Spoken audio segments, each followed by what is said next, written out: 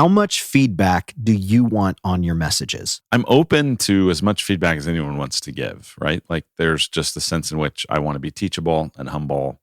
I don't have everything figured out. There's plenty to be learned from feedback from all sorts of places. So I'm open to it. The feedback I want is feedback that I can really do something with, feedback that's aligned with what I know are my priorities and what I'm trying to accomplish. That's the most helpful. And so I'm grateful to be in a position where I get good feedback. I want good feedback, and it really helps me a lot. Hey, welcome back to the Preaching Through podcast. My name's Dave. This is Luke. And for the next however many minutes, we are your tour guides into the theme park of sermon feedback. Perfect. That's wonderful. You like that intro? Yeah. I host a mule and donkey podcast, and about every that's kind of like a preaching podcast. Kind of like a preaching podcast. There is a lot of illustration happening in there.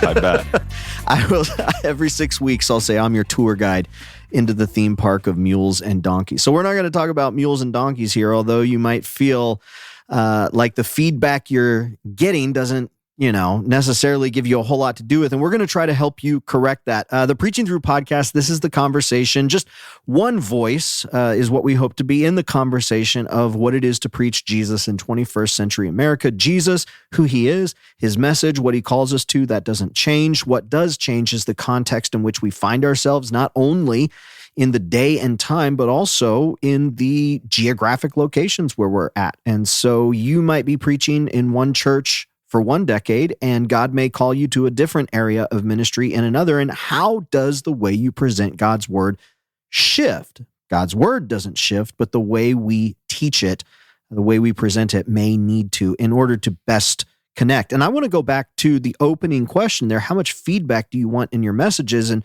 I want to ask right off the bat, like, you have a background in athletics. Yeah. And in athletics, like, there are coaches, and those coaches are giving, well, if they're a good coach, they are giving you feedback. Yeah, my college coach would always say, he had this high squeaky voice. His name was Itch Jones. And he'd say, listen, if I'm not hard on you, it's because either you're perfect or I don't think you can get any better. And I've never had a perfect player. And if you actually think about what he's saying, okay, you're either perfect or I don't think you can get any better. And so what a death sentence for anyone on our team was he stopped giving you feedback. Because it meant I don't really have much. It usually isn't like you've hit your potential and that's a good thing. It's like you've hit your potential and there's not much to do anymore. So I'm used to want feedback. That's been the surprises to me in ministry is I assume everyone wants it. I've benefited so much from it. I've benefited from solicited feedback that I asked for. I've benefited a lot from unsolicited feedback. And so it's strange to me that most people are really, really scared of it. And yet, I mean, when I have a few times a year, we'll do a pastor's lunch or something and we'll talk about strengths and weaknesses. And when I'm on the hot seat, I feel nervous about it. In the preaching lab at different points, I've had people evaluate my sermon. I'm usually the one evaluating theirs. And when it's like time for me to get the feedback, like I feel nervous about it. So I get it. It's not a crazy thing to feel nervous about feedback, but man, it is an essential thing to get feedback. As you were making the transition from a lot of your focus being in athletics and that kind of being the primary thing you did with your time, your primary craft, to ministry, more specifically preaching, was there a stretch there where you felt resistant to feedback in that transition or shortly thereafter? Not for me. I've always been a very coachable person. I want to get better. I want to improve. And I had people I trusted around me. I think if you're getting a lot of criticism feedback that doesn't feel like it's trying to make you better, it just feels like it's trying to take you down a notch. I think that would be pretty discouraging, but I didn't have that. The critique I got was all constructive. It was from people who I knew cared about me and knew loved me. Grew up in an environment where the pastors ahead of me, the guys who at that time were the age that I am now, they would say to me, like, listen, if we see anything in your life or in your ministry that we think is going to hurt you later, we're going to point it out, whether you ask for it or not. And oh my gosh, what a blessing. Oh my goodness. How many times do people not have someone with the courage to say that? and they see all the problems, and it's like, here's a train wreck coming, and I don't say anything, and now like that person has to pay the price. And so I feel very, very grateful to have grown up in an environment like that. The reality of this conversation, and think most people listening would say, yeah, that seems to be true, is as much as a deal we're going to make about feedback in this, often it's just silence. Yeah. There's not anything coming back, positive or negative. We did an entire episode on preaching through praise, criticism, and silence, and often it's just that. Or the feedback is so superficial that it might as well be silence. Yeah. Like, hey, pastor, good job, or thanks, But yeah, you do wonder, like, is this making a difference? Is this moving the needle? And if you're feeling that, then yeah, certainly I go back into that episode and explore that. Something like 4 years ago, maybe 5 years ago, I had to get a task done. I had a project that I needed to finish. It had to relate to communicating to preachers, and it was around New Year's Eve, Christmas time. And I was like, hey man, I'm so sorry. Like, I put this off. This was my bad timing. Would you be able to give me like 90 minutes of your time? I remember that. Do you remember that? I do, yeah. You did, and you were very gracious. And I was able We just talked on the phone. We talked on the phone, and you took notes. I was able to get what I needed to get done. In that conversation, though, I was going in, it's well documented on this podcast, like I've got a lot of hurt in my past as it relates to the church and just leaders who I really looked up to, who for one reason or another, it just didn't flesh out the way that I thought it was going to, and it caused a lot of hurt. Well, that affected my perception of pastors in a negative light. Yeah. And so I've been very pessimistic and critical. And when we started talking about feedback, I only thought the reason why pastors wouldn't want feedback is because, or wouldn't get feedback because they didn't want it. They're afraid of it. They think they're, perfect, right? You don't preach, so don't tell me how to preach. Mm. And what you said in the conversation that really like altered that belief was, that might be the case for some people. But I think the primary reason why preachers don't get feedback is they don't know who to ask. Yeah, that's true. They don't know where to go to get this feedback. And that's actually proven to be true in the preaching lab. When we do a preaching lab live, so there's an on-demand and there's a live. When we do a live version, we have all of the participants fill out a profile. This survey gives us insight into, okay, how can we really serve you in this? And when it comes to why did you register, all of them say the idea, not all of them, a large majority say the idea of getting feedback, the idea of getting evaluation was very appealing. And then at the end, we survey them again, and the majority say it was the evaluation that I got that really provided a lot of value. Well, it's not just usually the evaluation for their sermon in particular, but it's also listening to the other people be evaluated and go, oh, I do that too. Yeah. Oh, I pick up on that also. And to your point, I mean, I got an email literally today before we hit record. I just saw this of a guy that is a Preaching Lab alum. And he said, hey, I've been working on some stuff. Here's a link to one of my recent sermons. I know you're busy. You may not have time, but is there any chance you could look at this and give me some feedback? And, I would love, I want to sure as heck try, because it's like so few people are asking for feedback. And now everyone's going to email me. And sorry, everybody, like I don't have that much time to do. But like for a guy that went through the lab, yeah, totally, man. I'd love to try to do that. But yeah, there's you don't know who to get it from. You don't know who you can trust on it. And then you have other times where like I can think of some guys I know who like they got feedback and it was clobbering feedback. It was devastating feedback. It was like, here's how bad we've all thought you've been for this long and we've never said anything. And so now he's going, okay, that didn't feel very good, but I do want feedback, but I want to get it from someone I trust. I want to get it from someone that's in my corner. You can certainly learn from people who are critics and from people who are trying to tear you down, but it's a lot more fun to learn from people that have your back. And this is not, they're not trying to beat you. They're trying to help you. This is going to be a pretty, I don't want to say intense, but there's a lot of material that we're going to go through. And one thing in particular that we're going to spend some time on is going to be the sermon evaluation form. Now, if you're in the car, great, just keep listening. But if you are at a place or you want to be in a place where, no, I want to look at that form as they go through it, you can go to faithfulandfruitful.com/402, download the sermon evaluation form there, and you can go through it with us together. But I just wanted to give you that heads up in case you're the type of person that's like, no, if they're going to be talking about something, I want that in front of me. Anything else you want to say before we get into this episode? No, let's go. A few years ago, a new pastor joined our team. He'd been on staff at another church for a number of years, had a lot of experience preaching. And before he preached for the first time at our church, I said, hey, after your sermon, we'll sit down and just debrief it and talk it through. And we did that. And I was able to give him some coaching feedback that just to me felt totally normal. But afterward, he said something that blew my mind. He said, I got more feedback from you after that one sermon than I've gotten all these other years that I've been involved in preaching. Now that stunned me. I grew up in an environment where you got lots of feedback, you got lots of coaching, but I realized that's actually not a common experience for most pastors. Most of us, we only get a little bit of a, hey, pastor, that was pretty good, or we get a nasty email, neither one of which are very helpful. And so I've created an experience where you can have the same kind of experience that he had, getting some tangible feedback as well as some really practical instruction on how to build and craft and deliver great sermons that are consistent week after week. I want to encourage you, I want to help you, and I want to come alongside any way I can. You don't need an overhaul, but a few small tweaks might go a long way to helping you be the preacher God made you to be, helping you find your voice, and helping you to serve the people God's called you to lead. So that's what the Preaching Lab Live is all about. To find out more, go to faithfulandfruitful.com/lab.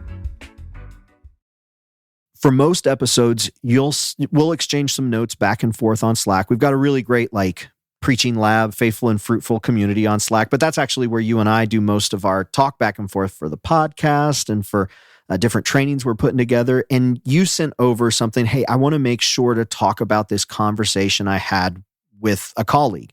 And I said, okay, I don't know where to put this in the episode list because I don't know what that is. What was the conversation that you want to start with? Because you said feedback shapes expectations. Mm-hmm. And I thought, let's begin there. So this week I got contacted by a guy who's at a very large church in Canada. And he is recently been tasked by, he's like the number 2 guy in the church. And he's been tasked with the job of helping cultivate the teaching team. They have a teaching team of, it sounded like 4 to 6 people. They have a couple different services at different locations and all usually taught live. So on any given weekend, multiple people are preaching. Mm-hmm. And a lot of them are pretty inexperienced. They're talented and they're gifted and they're great folks, but they're learning the craft and they're very open to being developed. And so he's been working on, okay, how do we help it where each of these people can have their own voice, bring their own personality to bear? We don't want them to all sound the same, but there are some things that we want every sermon to include. There are things we want, some through lines, some, what's the sandbox we're playing in here? And he was saying, how do we do that? And I said, well, one of the best ways for you to do that is to figure out what you want to evaluate. And he had the sermon evaluation form. He really liked it. And I said, use that as a starting point. But if there's things on there that you want to adapt or you want to tweak, do that. And as you start using that feedback, what you'll find is the things you evaluate eventually become what people start doing. So I used the silly example with him. I said, so imagine you wanted every sermon from every preacher to always include a great prop. Well, one of the ways you could make that happen is evaluate every week. How good was the prop? And after a few times of evaluating that, they would start to go, oh, I'm supposed to have a prop every week. So by the way, I don't recommend that. You're not Carrot Top, so I don't think you need a prop.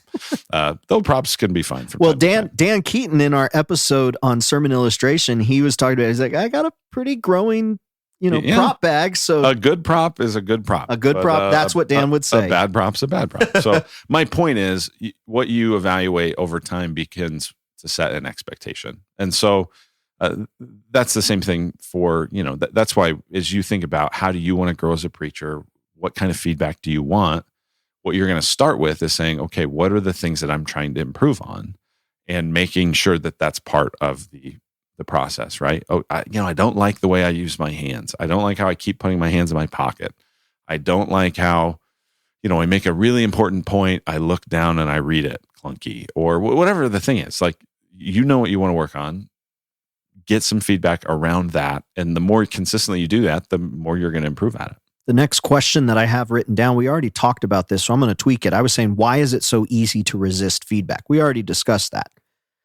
Can you help me create maybe some categories of feedback and evaluation that I really do want? Like, I think you said, it's helpful when people who know what they're talking about give you that type of feedback. I think that's great. So one category is people who are aware of what it is you're trying to do. Are there other categories? Are there other, not qualifications, but things that say, hey, you don't want to resist this type of feedback? One of the things I want to say on the outset of that is I don't think someone has to be a good preacher to give good sermon feedback. Okay. One of the best evaluators and feedback givers of my preaching is another one of our pastors, Matthew Brazelton, who's been with me for 15 years.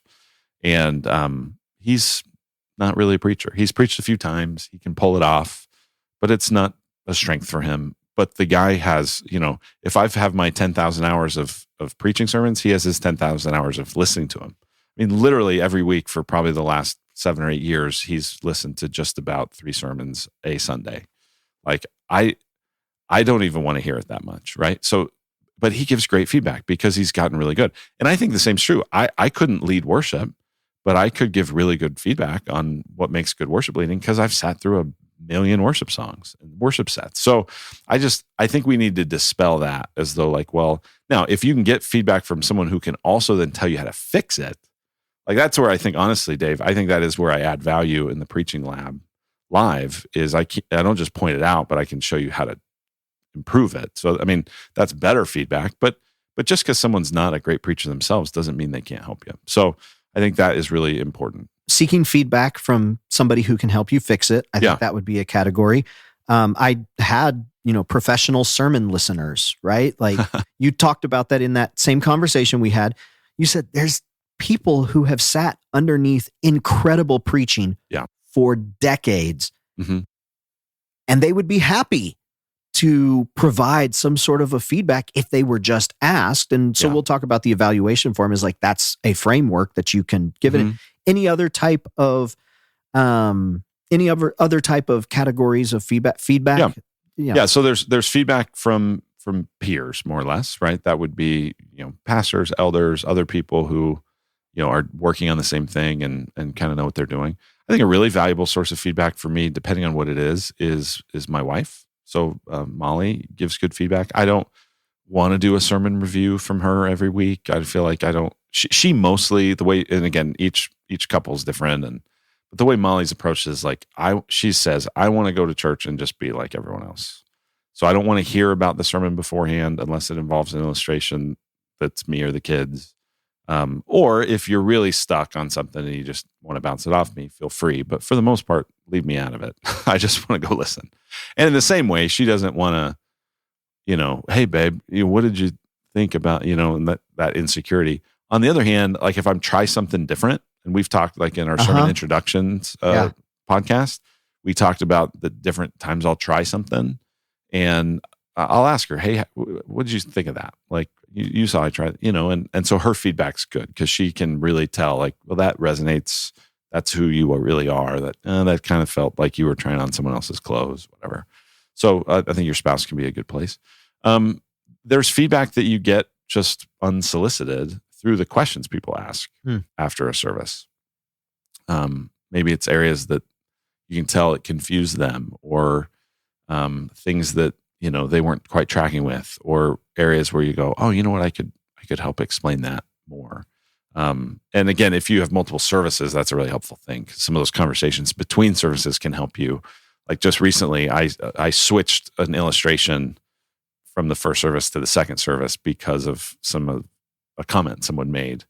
I went, oh, that hit them and not at all the way I meant it. So let me adjust that. So there's that kind of feedback. And then there's the like email type feedback. And I've mentioned this before. I get very little negative emails. And here's the secret to that is I never, ever, ever mention, well, I know a bunch of you people are going to get mad and email me. Because when you say stuff like that, I hear preachers say that. Now, don't email me about this. All it does is it tells people if you have a complaint, the way you get that to them is you email it. And so I'll occasionally get a upset email, but not like as nearly. A lot of times people will say, man, I bet you got a lot of emails about blah, blah, blah. And I'm like, I get hardly any because I don't invite them. So those are the kind of feedback that I think comes. And then, the thing that is tricky, you mentioned like there's a lot of people in your church who could give you feedback. That is true. I would say it's a dangerous can to open for them because once you start listening like you're evaluating it, it's really hard to get that toothpaste back in the tube. And so that's where if I wanted feedback on a particular thing, I might ask someone, hey, you might notice that I've been trying to blah, blah, blah. Can you give me some feedback on that? And that way they're not looking at your whole sermon through the lens of assessment, because really it is hard to turn that off. I spent all these years in music in the church, doing worship music, and I could never enjoy worship music wherever I went, unless it was like, high production, incredible musicians. Like that was easier because I was like, I got no feedback. I got nothing for you. Yeah.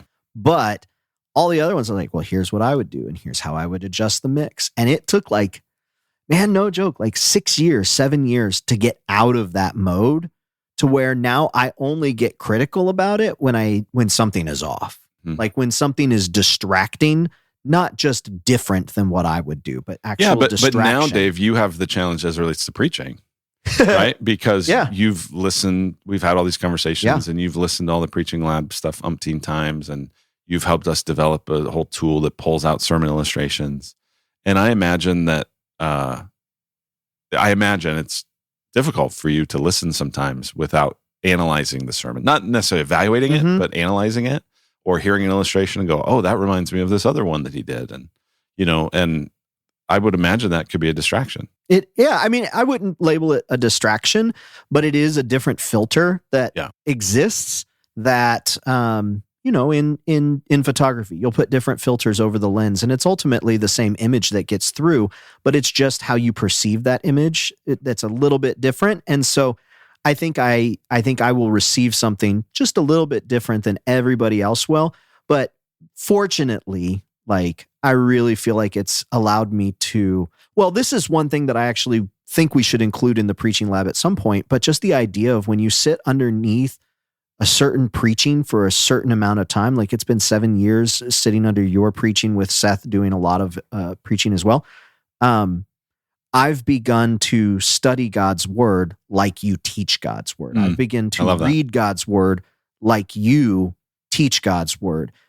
And it's become in sync. That's a huge blessing, and that is a high calling. It is a very high calling. That's one of the things I hope for. I hope over time people learn to read the Bible through my preaching, but we should, pastors, listen up to that and go, people are learning to read the Bible through the way we teach it, which is like, okay. Like if that doesn't sober you up some smelling salts real fast for your sense of calling, like that really should. So just with that being the case, like when it's a different preacher that comes in, then the sensors are a little bit higher, but I think they're higher anyways when it's a different voice.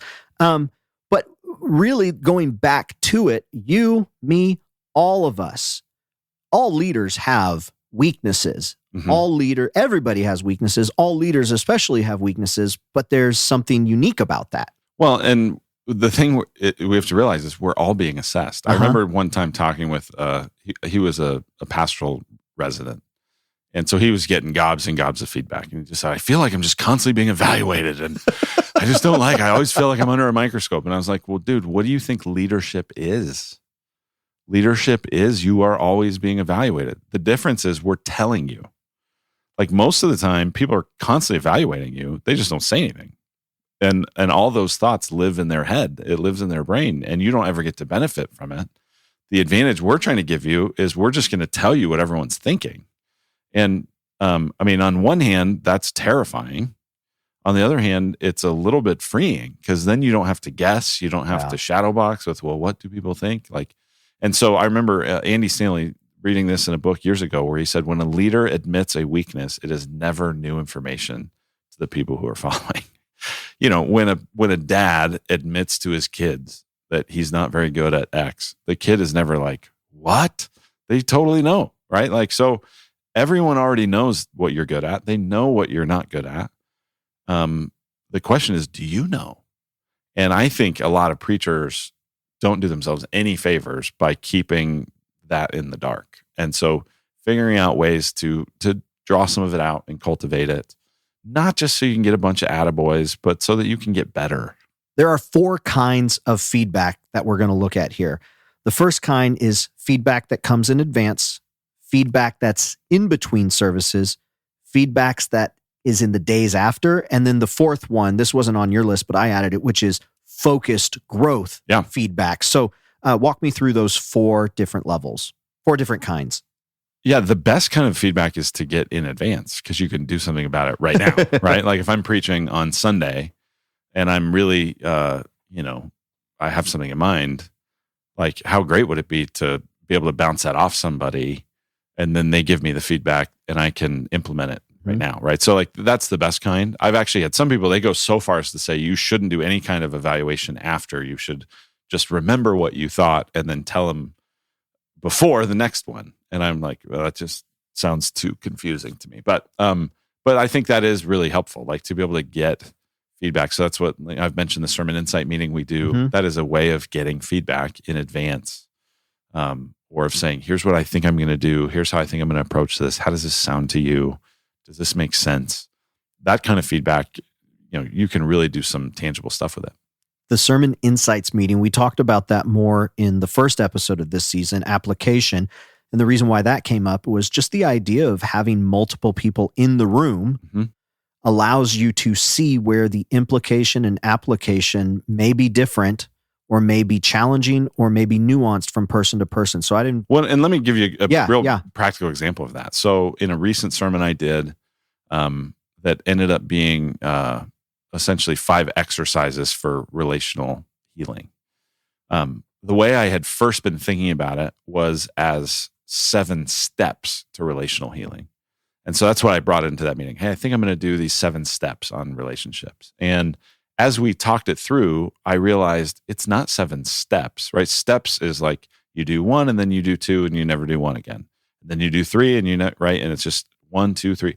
This isn't steps. These are more like physical therapy exercises that you just got to do these every day.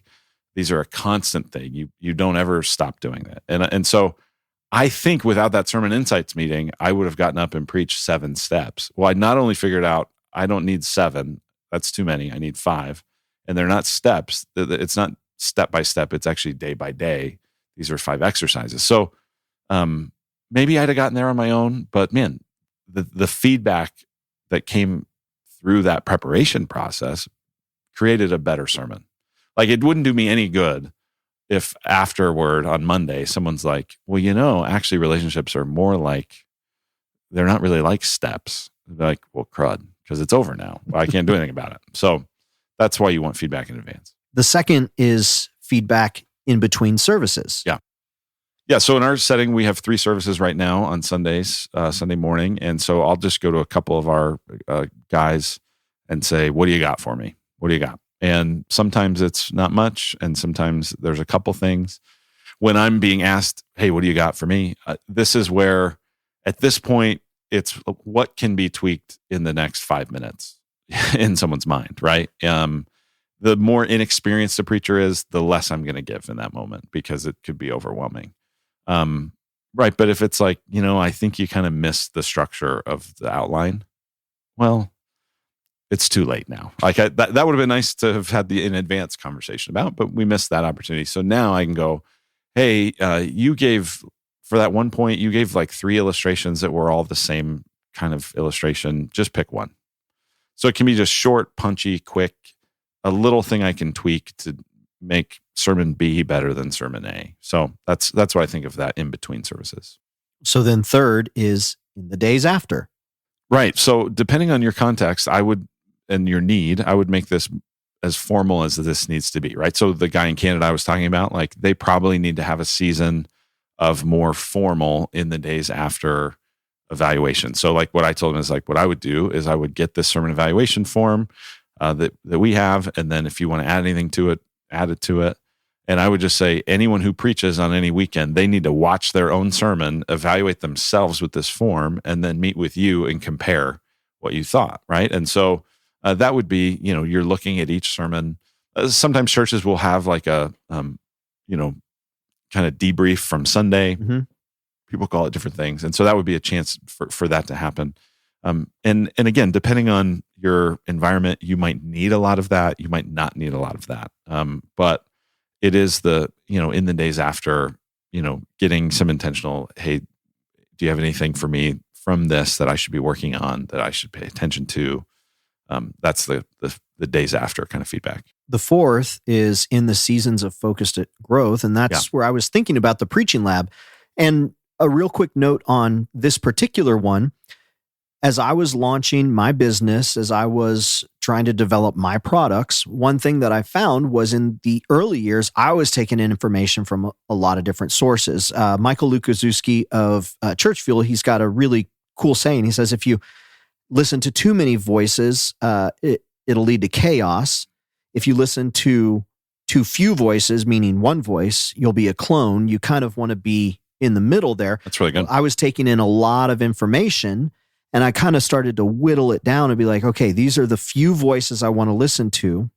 And then I entered into a season of, okay, I don't want to hear anything else. I want to apply what I'm doing and kind of get specific feedback, but I don't want feedback on all these other things right now because that's not my goal. This is my goal.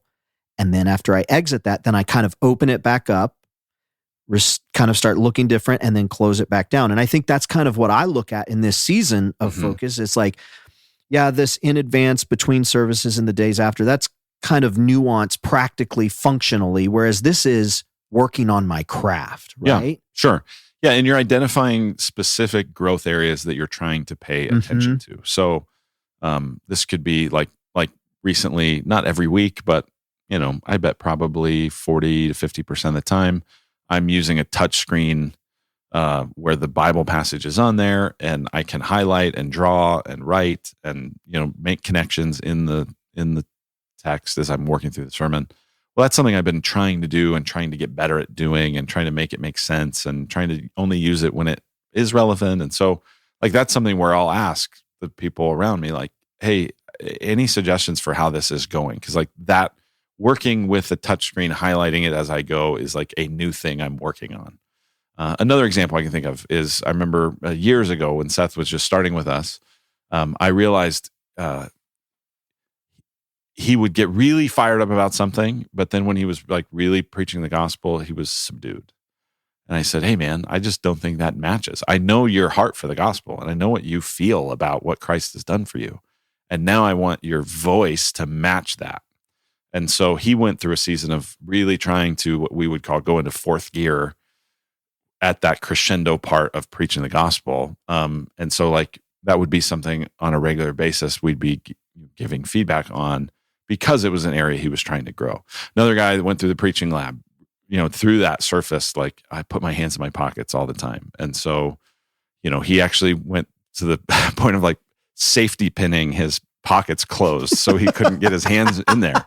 And he's paying attention to it. Yeah. He's telling his wife, "Hey, did you notice?" And so, yeah, so there's just different things you're working on at different points, different seasons. And that's where, you're especially paying attention to that. You're watching yourself. I mean, this is another advantage now that so many of us are live streaming and so many of us have them on video. And really, this is maybe who we left out of that question about who could be giving feedback. Well, you could. Yeah.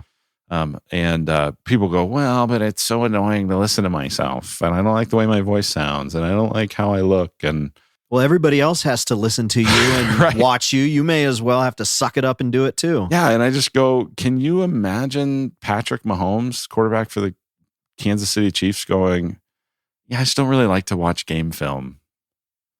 Like, be like, well, okay, then quit.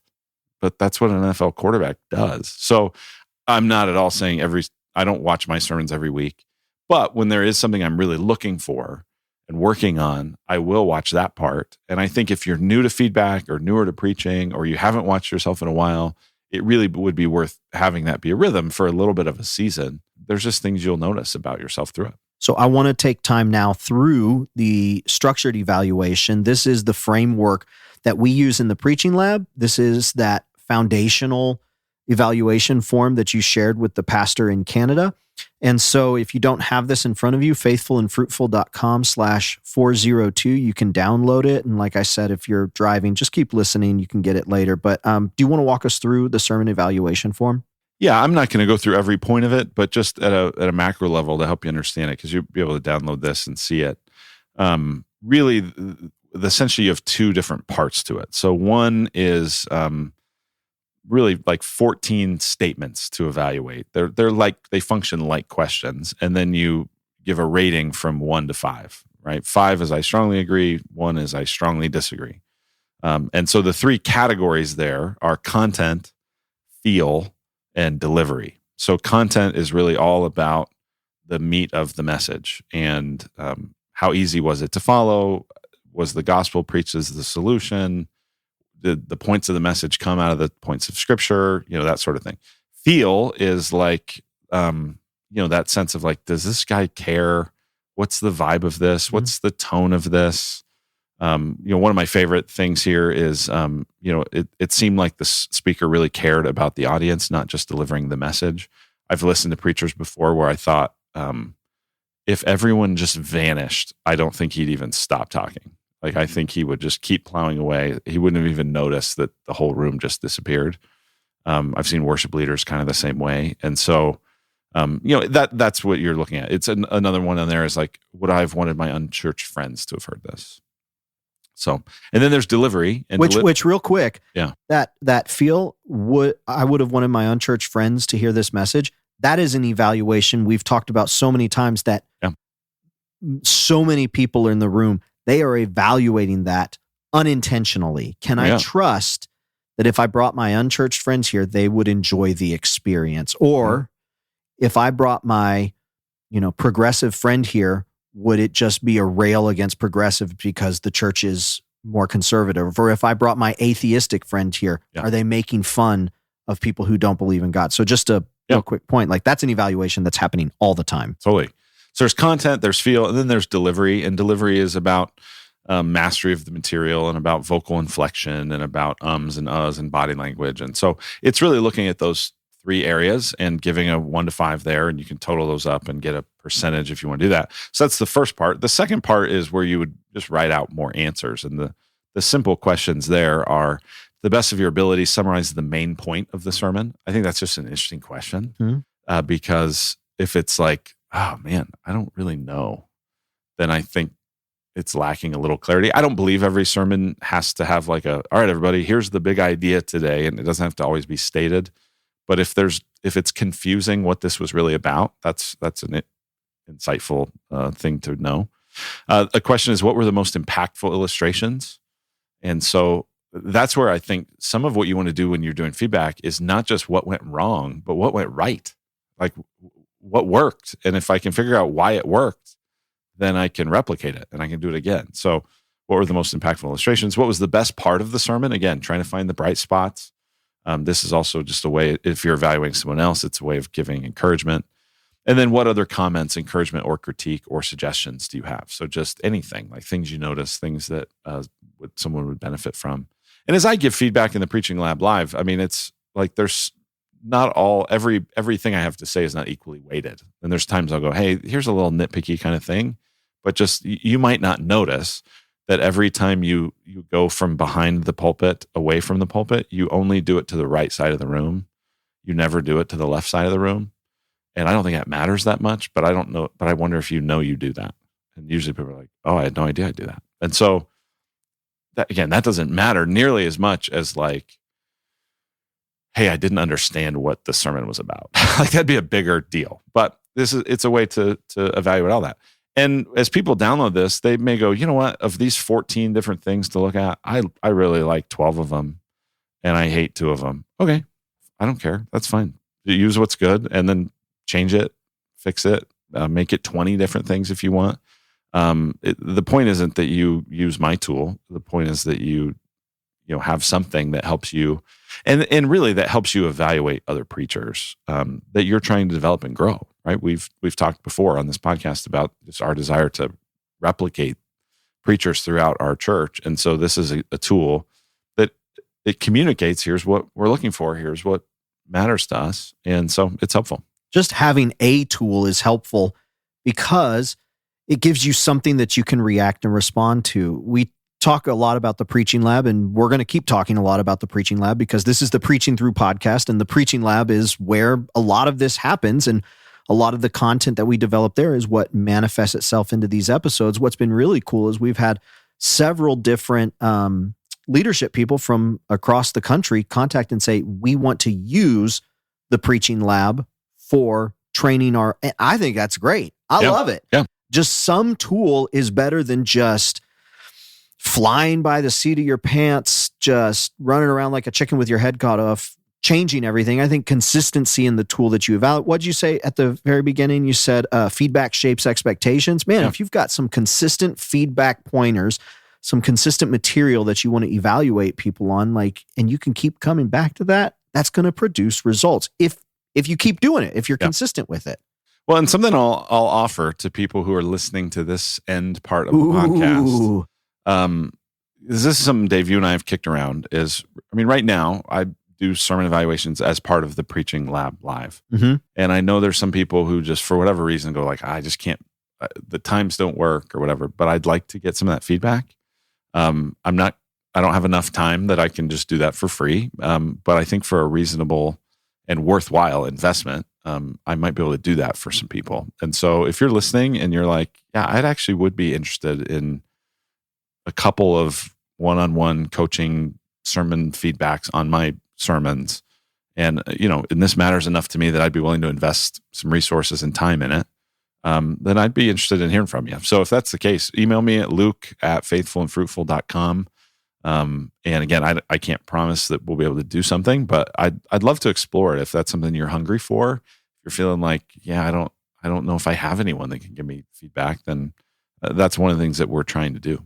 So as somebody who has welcomed feedback, received feedback, maybe even say like a professional feedback receiver person, is there anything that you might help shape out and round out this episode to say, here is the heart and the attitude. Here are some things that have really helped me take feedback and apply it just to get the most out of it, to get the most mileage out of the investment that people make. I had here who can give feedback. Well, we kind of already talked about that, but what really insight would you offer to a preacher who's like, I'm getting this feedback here. How can I make the most of it? One of the ways you can make the most of it is to not get too bogged down when people give you feedback imperfectly.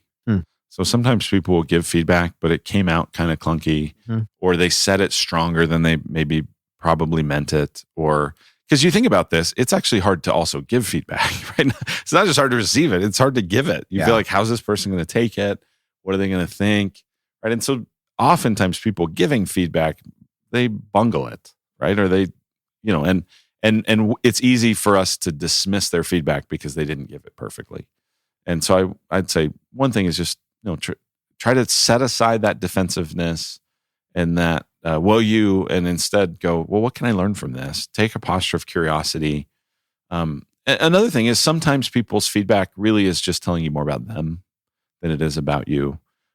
So I mentioned after a sermon, sometimes the things people tell me about help shape the sermon. And oftentimes it's just telling me about what they're going through, right? They sometimes are hearing things I'm not even saying based off of the experience that they're carrying into the room.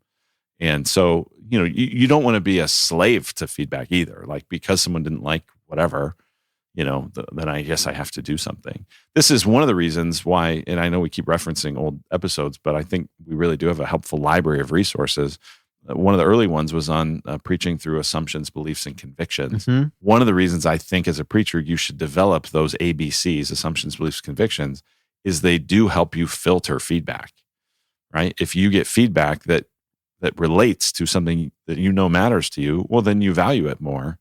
And if it's like, that doesn't matter to me that much. But if you don't even know what you value, if you don't know what you're aiming at, then it's hard to have that as a filter. So those would be a couple, last thoughts for me. Thank you so much for listening to this episode. Again, faithfulandfruitful.com/402. You can get the sermon evaluation form. We'll have a link there to the Preaching Through Praise, Criticism, and Silent, as well as Preaching Through the ABCs. And we'll put a download for the ABCs in there. And those assumption, beliefs, and convictions, those are just the things that, Luke, you've articulated as like, this is what I bring into preaching. This is what matters most to me. This is what I'm living by. These are my presuppositions, right? Yep. And so we'll link to that, and you can take a look at that. And as with everything, like Luke was saying, like, take it, adapt it, make it your own. This is just one voice. This podcast is just one place to help you elevate what it is you're doing week in and week out to communicate Jesus better. That's what we want. That's what you want. And so whatever we're producing, however you can take it and get more out of it, would be fantastic. Please leave a review, podcast on Apple Podcast or Spotify. That would be a lot appreciated by me and all of the other people out there trying to find great preaching podcasts. It helps the algorithm. That's really it. Everything, faithfulandfruitful.com. And I think that's everything for this week. Anything else I'm forgetting? It sounds good, Dave. Appreciate you. And everybody, we'll see you next time. All right, take care. Bye-bye.